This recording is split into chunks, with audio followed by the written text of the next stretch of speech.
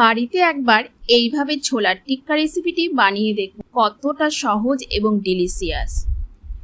সবার প্রথমে প্রেসার কুকারে জলে ভেজানো ছোলা, একটা আলু, স্বাদমতো লবণ এবং পরিমাণ মতো জল দিয়ে মিডিয়াম ফ্লেমে 5টা সিটি মেরে নিতে হবে।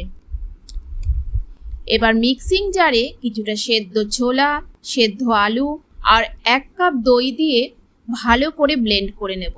এবার একটা কড়াইয়ে 2 টেবিল চামচ তেল গরম করে নিয়ে দিয়ে দেব আদা কাঁচা লঙ্কা কুচি এবং একটা বড় সাইজের পেঁয়াজ কুচি। হালকা সোনালি রং ধরা পর্যন্ত পেঁয়াজটাকে লো ফ্লেমে ভাজতে হবে। এরপর তৈরি করে রাখা ছোলা, আলু আর দইয়ের পেস্টটি এর মধ্যে দিয়ে দেব।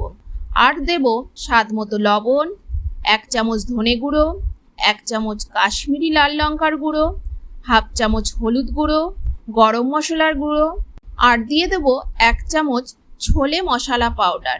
এবার মশলাগুলো ভালো করে মিক্স করে নিয়ে লো ফ্লেমে ততক্ষণ কষাতে হবে যতক্ষণ না মশলা থেকে তেল বেরিয়ে আসে।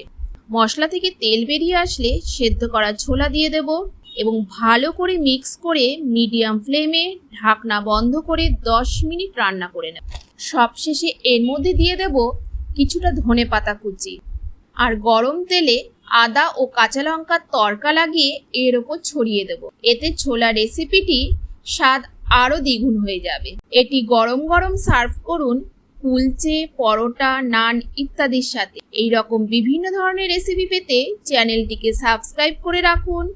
ভিডিওটি ভালো লাগলে লাইক ও শেয়ার করতে ভুলবেন না এবং রেসিপিটি কেমন লাগলো কমেন্ট বক্সে অবশ্যই লিখে জানাবেন। ধন্যবাদ।